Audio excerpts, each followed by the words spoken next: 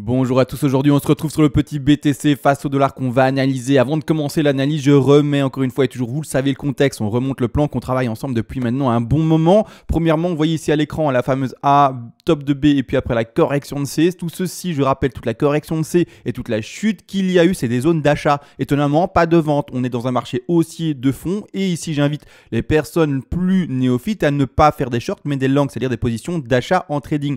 On remonte du coup ce plan-là à l'écran pour visualiser ces choses-ci le 10 novembre de l'année 2021. Donc il y a déjà plus de 20 jours maintenant, début du mois. Et tout ceci, c'est une position d'achat. Ce n'est pas autre chose. Il faut rentrer dans le marché pour pouvoir profiter après du pump. Également, tout dernièrement, c'est-à-dire la dernière vidéo avant mon opération quasi, on voyait le 19 novembre ici. Ah oui, excusez-moi, j'ai lâché un petit leak. On va en parler après de mon absence et ce qui s'est passé. Mais ça, ce sera durant la vidéo. Ici, pardon, clairement, le 19 novembre, on voyait bien entendu le plan. Alors, on voyait quoi en fait? C'est ceci en zoomé. Hein. D'accord, 1, 2, 3, 4 et 5. Je vais rentrer ça en 4 heures. Comme ça, vous voyez ici plus précisément les choses. On voyait dans la dernière vidéo potentiellement encore cet écrasement et encore la rencontre de ce dernier palier d'achat qu'on a rencontré avant de maintenant rebondir. C'est-à-dire qu'on voyait ça, comme dit, hein, le 19 novembre. On voyait le décompte potentiel d'une A, B, C et l'écrasement pour retomber dans cette fameuse zone d'achat. Et également, ce que je vais faire durant cette vidéo aussi, parce que j'en ai lu un commentaire, il n'y en a pas 1000 qui disent ça, mais il y en a un. Oui, CMA, mais on doit ouvrir plein de trades, etc. Du coup, ça avait plein de trades perdus, etc. Non, faux, je vais en parler. Il y a différents profils, plutôt agressifs avec un stop loss très serré, beaucoup plus défensif avec un stop loss beaucoup plus large. Comment, après, réouvrir un trade quand on a été pris ou positionner son deuxième trade, c'est-à-dire où l'exposition du deuxième trade sera placée. Bref, un truc un peu plus complexe que juste se dire, il y a 4 trades qui ont été indiqués ici à l'écran. 1, 2, 3, 4. Les 4 sont foirés parce que j'ai mis mon stop super serré. Non, en plus de ça, il y a le risque management. Donc vraiment quelque chose de beaucoup plus complexe qu'une simple réflexion comme j'ai pu la lire. On va regarder ça durant la vidéo bien entendu, mais juste après, ça ne changera pas la toute petite intro.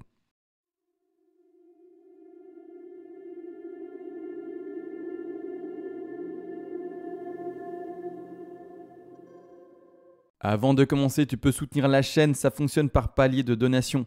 Tu auras accès au PDF expliquant les vagues et les fibos. Ce PDF a été écrit de manière concise pour ne pas te prendre pour un idiot, c'est-à-dire qu'on va à l'essentiel pour que tu puisses tout lire et tout apprendre et par après être autonome par toi-même et non pas te vendre des pages du kilo, que sais-je, pour après faire de la musculation ou bloquer l'eau qui passe sous les portes quand il y a des inondations. L'objectif n'est absolument pas là.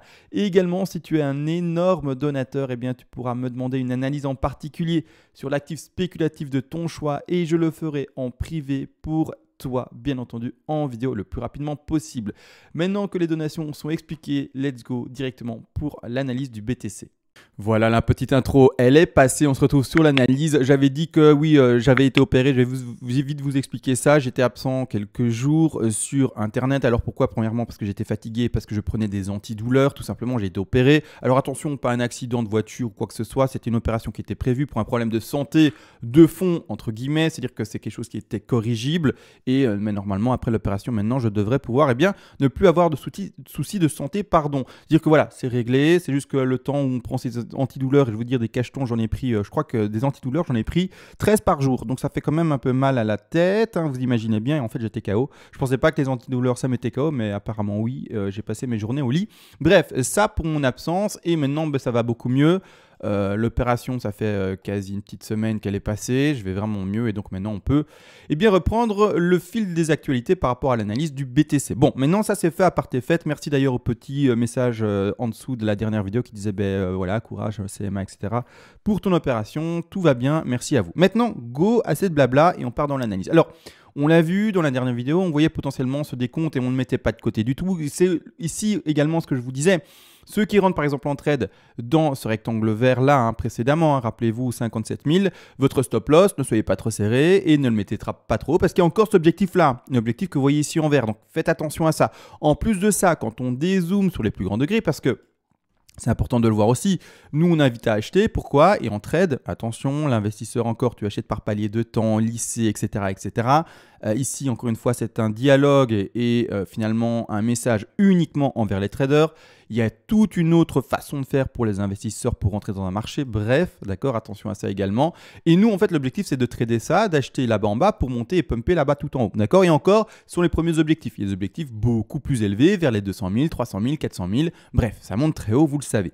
Maintenant, n'empêche, le stop loss, il faut le mettre ici, encore une fois, pour ceux qui rentraient encore potentiellement dans cette troisième position ici, stop loss pas trop serré parce que voilà, ça a enfoncé. Et on le dit toujours, ne jamais exclure un scénario potentiel alternatif, d'accord, parce qu'il peut très bien se passer. Vous avez un décompte, mais vous dites pas je suis trop bon, je suis sûr de mon décompte, etc. Non, vous voyez les décomptes alternatifs.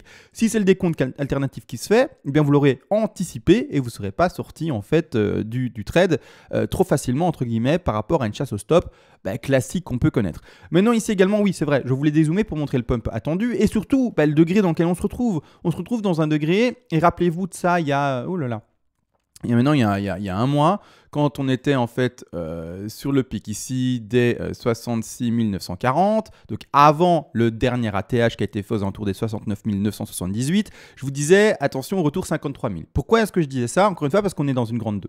La grande 2, je la mets ici en évidence, elle est là, d'accord, je la prends, elle est là, d'accord. Une 2, et ça je le rappelle, c'est très important, statistiquement, 73% de corriger son mouvement précédent à hauteur de 50 à 61,8% de Fibonacci. C'est-à-dire que, pas plus complexe, on prend son Fibo, on le place au top de 1, on va là-bas en bas et qu'est-ce qu'on va chercher?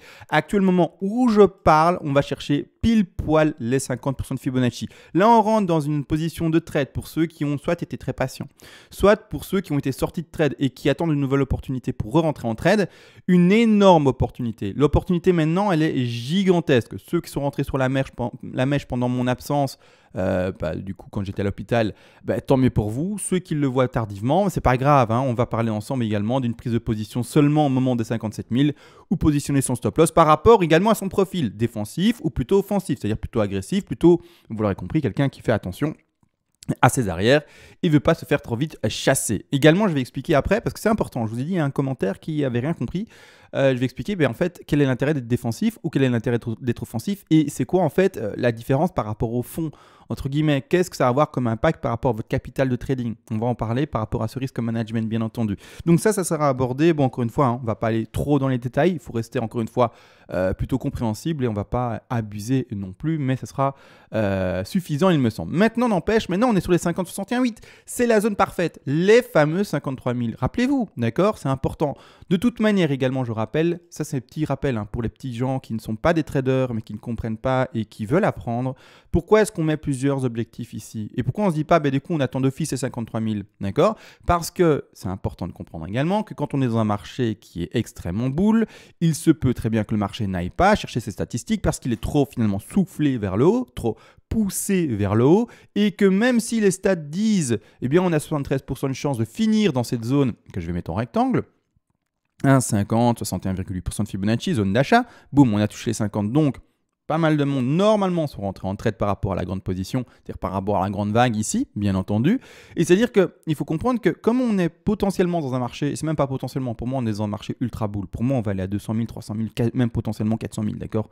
C'est-à-dire que, et même peut-être plus, s'il y a extension et que c'est la vraie folie, d'accord? Donc ici clairement, qu'est-ce que je veux indiquer, c'est que s'il y a trop de force acheteuse, eh bien oui, on ne va pas aller chercher cette stat qui est représentative à 73 et on va aller chercher cette petite stat des 27% qui vont se retrouver soit au-dessus, soit en dessous, c'est-à-dire encore moins, d'accord, par rapport au-dessus, parce que les 27, ça se partage entre une 2 qui serait plus faible ou une 2 qui serait plus forte, donc encore moins de stats vers le haut. Donc ici, clairement, c'est ça que je veux dire. Donc, c'est pour ça qu'on met différentes positions d'achat, différentes manières de rentrer dans le marché et à vous également de pouvoir un peu extirper ce que vous voulez par rapport à votre stratégie à vous. Est-ce que vous voulez d'office répondre aux stratégies les plus grandes? Est-ce que vous voulez être un peu plus agressif et anticiper les choses en vous disant on est dans un marché très bull, donc je vais rentrer dans le marché un peu plus tôt que ce que l'on devrait attendre statistiquement? À vous de voir encore une fois et toujours. Moi, je montre le maximum de choses en vidéo. Après, c'est vous qui tradez. Et je rappelle, si vous tradez, c'est que vous êtes normalement compétent. D'accord? Si vous n'êtes pas compétent, prenez le temps d'apprendre, jouez avec des micro-sommes et voilà, ne faites pas en fait faites n'importe quoi avec un capital trop important pour vous, si c'est pour le cramer trop vite et que vous avez par exemple peut-être pas de risque management, par exemple. Bon, ça c'est expliqué pour les zones d'achat. On est bon, on achète, etc. On veut monter avec le cours. Maintenant également dans le sous-petit décompte. Alors, sous-petit décompte, on va regarder ça. Complexe, hein, vraiment complexe. On va essayer d'aller voir son horaire. Ce sera en horaire ou pas ça... Je vais retirer les rectangles, d'accord? On a compris que ça c'était les positions d'achat précédentes, etc. Je vais expliquer après en les remettant comment ça se traduit pour chacun, etc. Pour finir la 4 vers la 5, il faut 3 vagues, d'accord? Alors 3 vagues pour le moment, on les voit. Oups, pardon, je vais surtout vérifier une chose qu'on est bel et bien en ABC. Ok, je vérifie avec la mèche, sera mieux de le poser. Ok, on est à 85,4, donc on est bel et bien dans une ABC. C'est-à-dire qu'ici, en fait, on voit, hein, donc ici, bon, après, c'est pas les plus clairs. Hein. Je trouve que, franchement, il y a des patterns beaucoup plus clairs. Hein. Là, pour le moment, je trouve pas que c'est extrêmement clair, pardon.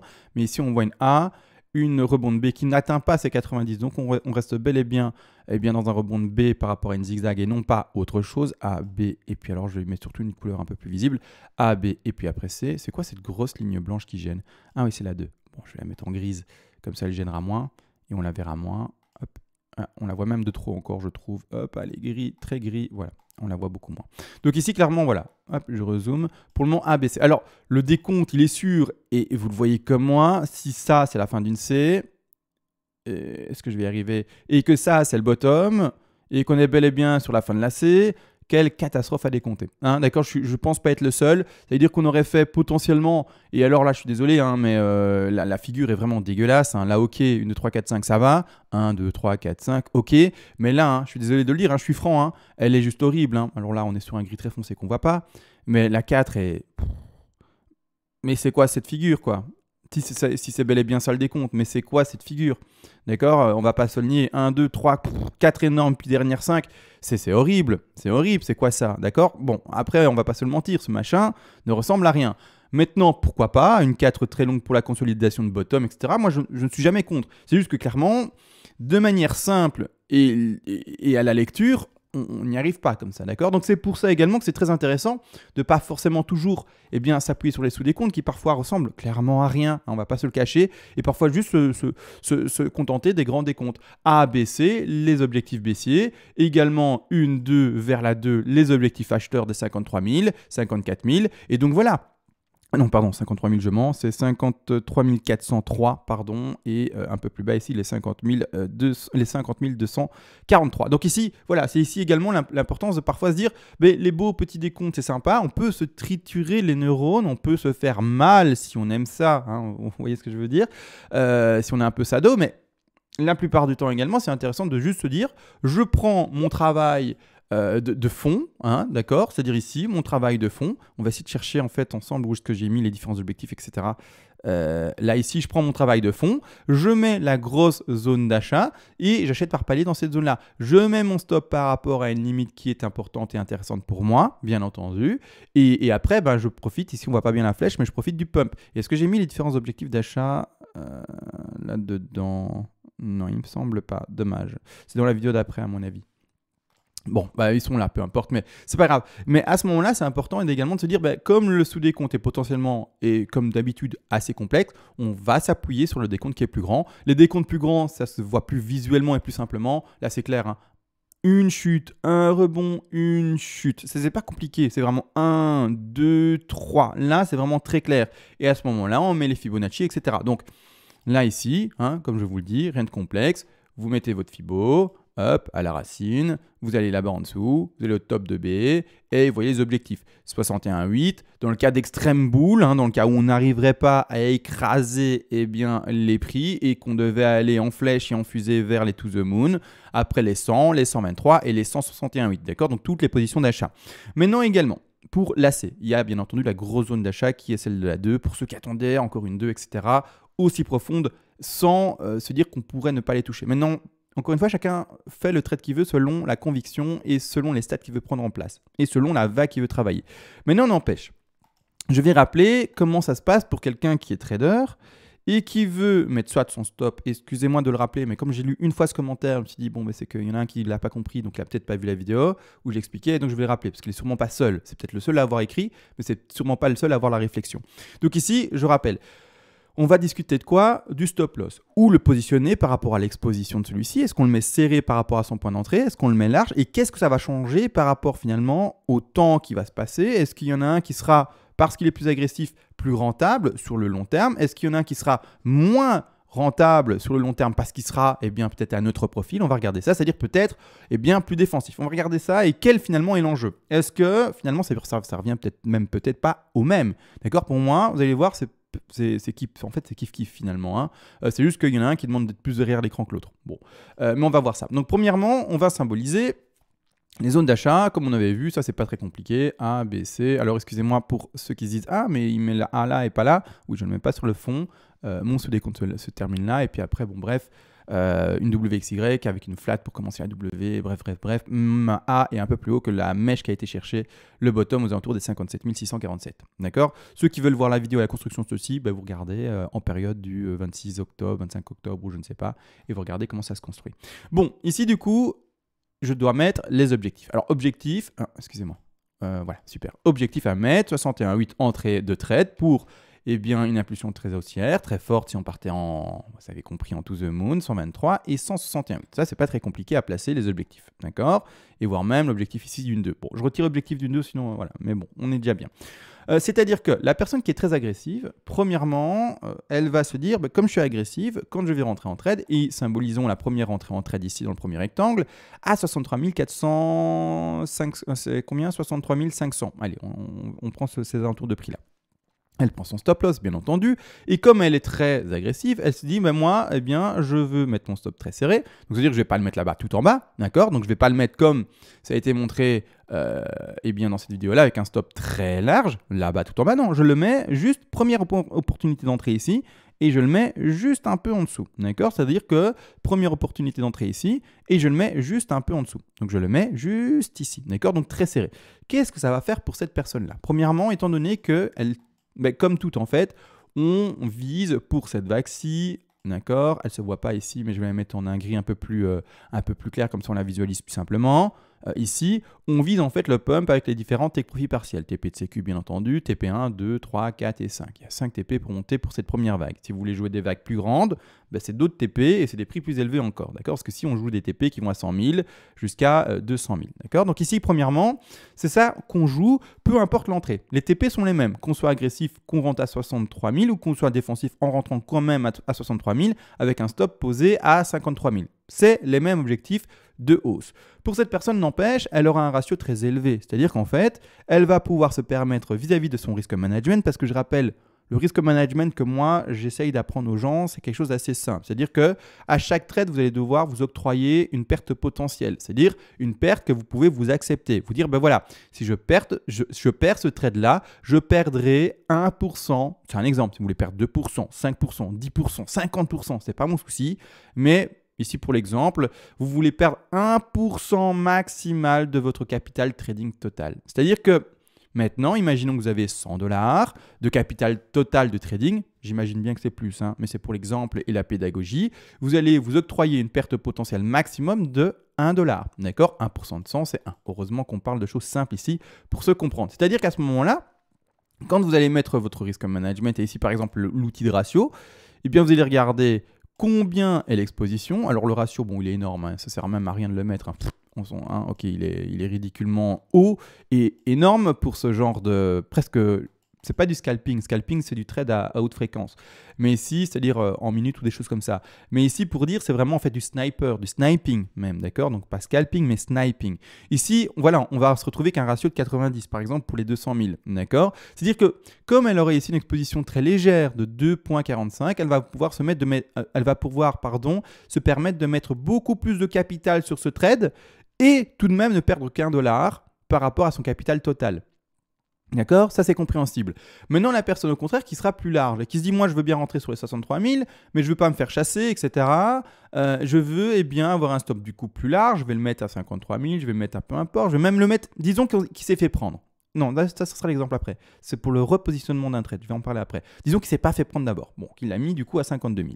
Ici, il aura bien entendu, on l'a compris, un ratio plus petit, hein, qui du coup maintenant arrive à 13, toujours bon ratio, mais du coup, il aura une exposition de 17% vis-à-vis de son stop loss. Et sur ce même trade, vu que l'exposition est plus grande, pour toujours perdre 1 euro de son capital trading total, hein, petite règle de 3, eh bien, il devra mettre un capital moins important sur ce trade, autrement, il va perdre plus qu'1 euro. D'accord? Donc, c'est ça la différence. Maintenant, n'empêche, comme vous le savez, quelqu'un qui aura son stop plus serré aura plus de chances, et c'est bête et c'est simple, de se faire prendre. Parce que, par exemple, s'il est serré là, alors elle sera rentrée ici, se sera fait prendre. Elle sera rentrée peut-être ici, hein, tout dépend de si elle est convaincue par le décompte, etc. Peut-être sur les 60 000, elle se sera fait prendre. Peut-être elle sera rentrée sur les 57 000, elle se sera fait prendre. Peut-être elle sera rentrée actuellement sur les 54 000, pardon, et pas pris parce que c'est vrai qu'on est descendu très légèrement et pas encore beaucoup, d'accord? Et voire même peut-être encore pris, d'accord? Ça c'est, voilà. Mais c'est-à-dire que quoi? C'est-à-dire que cette personne-là, même si, eh bien, elle perd chaque fois 1%, elle perd quand même ce pourcent-là. Donc on passe de 100, imaginons qu'elle s'est fait prendre 4 fois, on passe de 100 à 99. Après, de nouveau, 1% de 99, c'est plus 1 dollar propre, mais c'est 0,99. Et ainsi de suite, ça descend petit à petit, d'accord? Chaque fois 1% du capital qui vous reste. Et de cette manière-là, elle va arriver approximativement à un peu plus que 96 de capital en arrivant là-bas en bas. Mais comme quand elle va arriver là-bas en bas et qu'elle a un ratio de fou, qu'elle a un ratio de 90, même plus, la 120 pour donner l'exemple, etc., eh bien, elle va regagner, bien entendu, vis-à-vis de ce risque-là qui a été pris et le nombre de trades perdus, eh bien, elle va revenir sur son trade, elle va recouvrir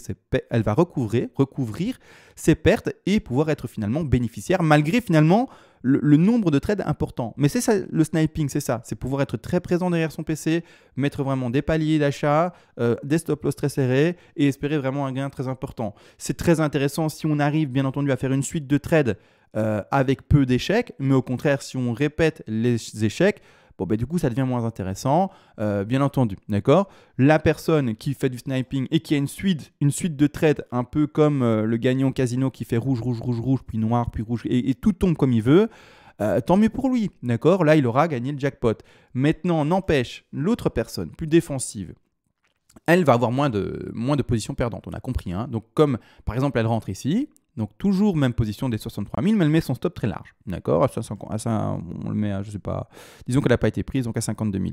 Mais pour le moment, elle est toujours dedans, elle n'a toujours pas perdu son trade, elle est toujours peinard, d'accord? Elle est toujours peinard pour monter dans le cours. Donc maintenant, bien entendu, elle aura, on l'a compris, un ratio moins important, elle aura mis un capital moins important dessus, mais elle devra être moins derrière son PC, elle aura eu moins d'échecs, moins de pertes, et donc finalement, vous allez voir que c'est quiproquo, on va s'y retrouver par rapport aux gains finaux, d'accord? Il y a celui qui aura perdu plus parce qu'il aura dû rentrer plus souvent, mais de cette manière-là, quand il fera son gain, eh bien effectivement, comme il a un capital plus important, eh bien il aura un gain plus important. Au contraire, il y a celui qui jouera moins vis-à-vis des entrées, étant donné qu'il a des expositions plus larges, parce qu'il se fera sortir d'office moins fréquemment, donc ses gains seront moins forts, mais comme il y a moins de pertes, c'est-à-dire moins 1% du capital, etc., il s'y retrouvera également. Donc les deux profils, pour moi, finalement, c'est la même. Finalement, je n'en ai pas fait d'études de ça, hein, mais je suis sûr que s'il y avait une étude faite dessus, on s'y retrouverait. Hein, les deux profils s'y retrouveraient, etc. Et donc finalement, pourquoi ne pas juste avoir le plus défensif pour pouvoir être peinard et moins se casser la tête? C'est pas plus mal. Mais non, également, du coup, qu'on a vu les deux profils et que finalement les deux s'équivaut, hein, clairement, les deux s'équivaut pour moi. Il y en a juste un qui a pour moi l'avantage de me permettre d'être peinard. Il y en a d'autres qui diront, pour moi l'avantage c'est justement parce que j'aime bien le trading, au contraire ça m'occupe, j'aime bien ouvrir des positions, j'aime bien avoir un peu le stress, j'aime bien décompter, bref, d'accord, chacun son petit kiff, et tant mieux pour vous si c'est votre kiff, d'accord? Mais juste pour expliquer, voilà, il y a deux stratégies, en tout cas deux profils, défensifs ou plus offensifs, et vous choisissez celui que vous préférez selon votre façon de faire et selon l'activité que vous voulez avoir derrière votre PC. Maintenant également, comment ça se passe si vous êtes sorti? Donc imaginez, vous êtes rentré à 63 000, vous avez été large, d'accord? On va parler du large, on va parler de celui qui est sorti, on s'en fout. On va parler du large ici, et disons que vous avez mis votre stop à... disons à 54 000. Voilà. Disons à 50. Allez, je le mets quasi à 54 000 en dessous de la dernière position d'entrée. Donc, comme ça a été montré ici, par exemple. D'accord? Donc, ici, aux alentours on est un peu en dessous des 54 000. On est à 53 000. Allez, je ne sais pas combien je l'ai mis là. Je ne le vois pas bien à l'écran. Mais on va dire qu'on l'a mis à 53 000. Et on va dire qu'on a été touché, malheureusement. Et qu'on est sorti. Voilà. On va dire qu'on est sorti. Comment la personne va se positionner étant donné qu'elle est rentrée en large? Donc, on va retirer toutes les positions alternatives. Ici, on va dire qu'elle est rentrée là. À 63 000 pour faire le pump. D'accord? À ce moment-là, ben, c'est pas compliqué. Elle a perdu son trade, elle est sortie. Elle a perdu 1%. Donc elle avait 100 $ de capital, elle n'en a plus que 99. Il faut, et c'est bête, hein, tout ça, c'est des positions d'achat. Hein. Et surtout quand on voit en plus de ça qu'on est dans la position d'achat de la 2, hein, je remets ça, hein, d'accord? C'est pas des positions de vente, hein, ça. Vraiment, on est dans un marché boule, hein, les amis. Il n'y a pas de raison de quoi que ce soit. Hein. D'accord? Ça, c'est la position d'achat de la 2. Hein. Donc, c'est une super position d'achat. Hein. D'accord? Pourquoi est-ce qu'il y a eu une position d'achat ici là-bas en haut? On rappelle, parce qu'on est peut-être dans un marché extrêmement boule et donc on aurait pu faire une flat en running et de ce fait ne jamais chercher cette position-là. Et l'objectif, c'est quand même de rentrer dans le trade et de se dire peut-être que. D'accord? Maintenant, c'est pas grave vu que les gains qu'on attend après, normalement, sont tellement intéressants qu'on va s'y retrouver. Également, je rappelle, il n'est pas rare de voir des traders, et en fait, c'est même pas rare, mais c'est juste comme ça, c'est quasi tous les traders, d'avoir plus de trades perdus que de trades gagnants. C'est les gains des trades, et donc le travail du risk management gagnant, qui vont recouvrir les pertes effectuées. Donc, je rappelle également, vous pouvez perdre 7 trades sur 10 et n'avoir du coup, vous avez bel et bien entendu que 3 trades sur 10 gagnants et vous retrouvez quand même gagnant parce que vous avez un risk management, parce qu'à chaque trade, vous ne perdez qu'1%, parce que le ratio a bien été calculé et le bénéfice par après du coup attendu a été bien calculé également. Parce que chaque fois, c'est des belles occasions qui vous donnent plus de chances, entre guillemets, de vous sortir avec un bénéfice sur le long terme que au contraire vous en sortir avec une perte. C'est ça le travail également. Donc je sais, beaucoup de gens ne comprendront peut-être pas encore, mais il suffit de lire, d'apprendre, de s'exercer et après, vous inquiétez pas, ça va rouler pour vous sans le moindre souci. De toute manière, la personne qui est rentrée sur ce trade-là en 63 000 en se disant peut-être qu'on est en running, je rentre de manière assez précoce dans cette affaire-ci, même si on sait qu'une 2 doit aller dans cette zone-là, peu importe, je rentre de manière assez précoce. Et d'ailleurs, moi, c'est ce que je préconisais d'essayer de rentrer de manière précoce de toute manière, d'accord? Parce que le trade perdant, ça fait partie du jeu, d'accord? Ceux qui ne veulent pas l'entendre, c'est pas de ma faute, d'accord? De toute manière, là, boum, on va dire qu'elle est sortie. Le cours, il a baissé, on est sorti. Donc, cette position-là, on l'efface, elle n'existe plus. On est en bas maintenant, pour cette personne qui a été large. Eh bien, qu'est-ce qui se passe? Soit elle voit l'opportunité des 50, elle dit tant mieux, je re-rentre sur ces 50-là. Soit elle attend un peu le rebond, elle se dit confirmation, je les compte bien et je re-rentre, par exemple, peu importe, un peu plus tard. En gros, je vais mettre un gros rectangle pour montrer une position d'entrée avec même le prix où on est maintenant. D'accord? Boum. Disons qu'elle est rentrée dans ce rectangle-là, soit sur les 50 parce qu'elle veut rentrer sur les 50, soit un peu plus haut parce qu'elle se dit voilà, le décompte est fait, ça a bien rebondi, j'achète. D'accord? Mais du coup, ce stop, elle n'est pas le profil, sniping. D'accord? Elle n'est pas ce sniper-là. Elle est toujours large. Donc ce stop, elle ne va pas le mettre là. Elle va plus le laisser là à 53 000. D'accord? Elle va le mettre large également. Il faut jouer avec son profil. D'accord? C'est-à-dire que maintenant, elle va de nouveau accepter un écrasement plus important. D'accord? Après, si elle veut repasser et se dire mais non, je passe en sniper d'un coup, tu fais ce que tu veux. Mais pour moi, je resterai fidèle à ma méthodologie de fond et je resterai comme ça. Maintenant, si tu veux d'un coup devenir plus actif et te dire je vais passer 4 heures derrière mon PC tous les jours, tu peux. Mais autrement, hein. Donc, personnellement, du coup, à ce moment-là, sur cette position, maintenant toujours profil défensif, tu mettras ton stop. Soit, alors là, c'est très défensif. Là, c'est extrêmement défensif. À la racine du mouvement. Et on va de toute façon voir même avec la racine du mouvement si c'est intéressant. C'est-à-dire que on joue quoi? On joue une correction de 2 et on n'oublie pas qu'une 2 peut corriger tout le mouvement précédent. Hein, il ne faut pas l'oublier, on pourrait très bien faire une WXY, c'est-à-dire que la construction plus grande de ce que l'on voit à l'écran, j'ose pas imaginer que c'est ça, parce que sinon on est parti pour de la latéralisation pendant des années ici. J'extrapole, mais pendant un bon moment et j'ai pas envie, et vous non plus j'imagine, mais on est peut-être parti pour une WXY, première A, B, C en flat, ici après construction X, encore une fois dans toutes les configurations possibles, et puis une Y. Et après on réenfonce encore, et là, scandale. J'espère pas, j'espère un peu plus d'action et un peu de pump pour nous parce que c'est ce qu'on aime, les bougies vertes et au contraire les bougies rouges, sauf quand on est en short. Mais autrement, les bougies rouges, c'est pas notre petit dada, entre guillemets. C'est-à-dire que là maintenant, du coup, quel est le ratio? Est-ce que c'est intéressant, oui ou non? Et vous allez voir que ça reste toujours très intéressant, même avec un stop posé en dessous de la racine, c'est-à-dire même avec un stop posé à 39 479, d'accord, pour ce profil-là. Donc je prends l'outil de langue, je le symbolise, allez, on va le symboliser au prix où on est maintenant. D'accord? On joue vraiment franc sur table. On est à 57 500. Je vais essayer d'y être. 50 004. Allez, c'est bien. Et là, on a un ratio de, comme on joue là-bas tout en haut, hein, Et pour juste cette première vague, hein, d'accord, on a un ratio de 8,4, c'est excellent, c'est déjà très bien, c'est un trade qui peut être pris. Et là, c'est vraiment une position très défensive. C'est-à-dire que la personne qui est moins défensive, toujours pas sniper, hein, on s'entend bien, mais qui est moins défensive, va se dire, ben voilà, moi je vais mettre mon stop un peu en dessous de la position des 61,8. Alors je vais revérifier où ils sont parce que là j'ai perdu mes repères. Hein, parce que ce n'est pas le rectangle, ça c'est le rectangle symbolisé pour une position d'achat.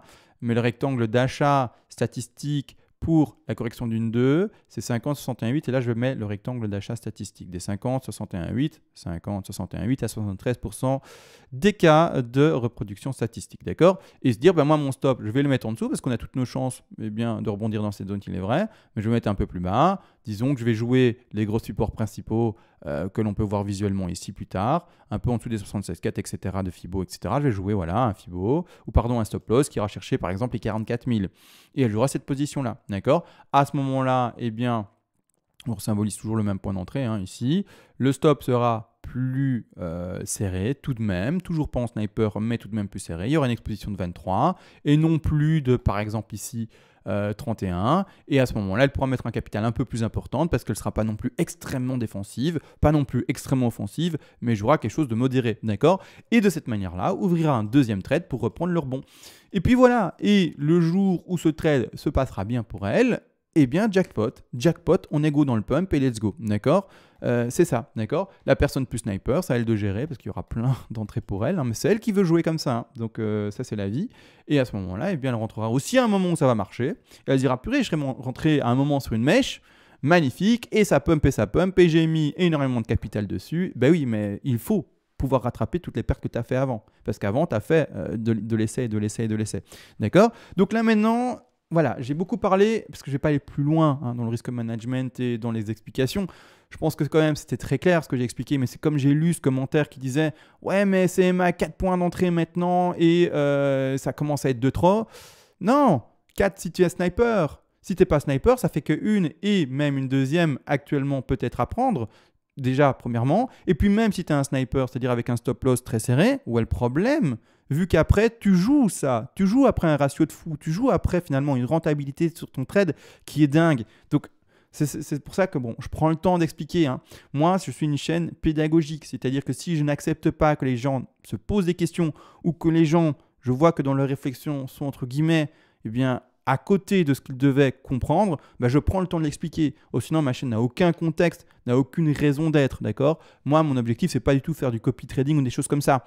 Je le fais sur le BTC, donc vous voyez mes plans de trading, mais l'objectif, c'est de vous apprendre pour qu'après, vous puissiez le faire sur les actifs de votre choix. Bien entendu, que ça puisse être le Cardano, que ça puisse être même, j'ai donné le Cardano au hasard, hein, c'est vraiment le premier qui est venu à la tête. Pourtant, je n'ai même pas de Cardano dans mon portefeuille.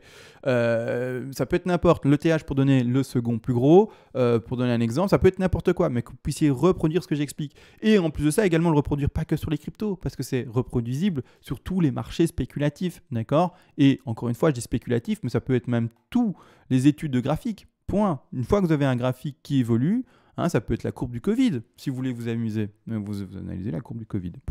Et ça fonctionne très bien aussi. Bon, maintenant, il faut y arriver à le faire, mais je ne me suis pas attardé là-dessus. Mais encore une fois, vous pouvez analyser ce que vous voulez. D'accord? Et l'objectif, c'est que vous soyez vous-même après autonome par rapport à des courbes que vous puissiez analyser. Donc également, du coup, on en est là. D'accord? On est potentiellement sur un bottom. Je ne m'avance pas trop parce que c'est pas belle du tout. Et surtout également, peut-être WXY beaucoup plus longue, mais ça, j'ai pas envie d'y croire non plus. Du coup, maintenant... Voilà, je ne vais pas faire plus long parce que sinon c'est une vidéo de 40 minutes et il n'y a aucun sens, personne n'arrivera à la fin.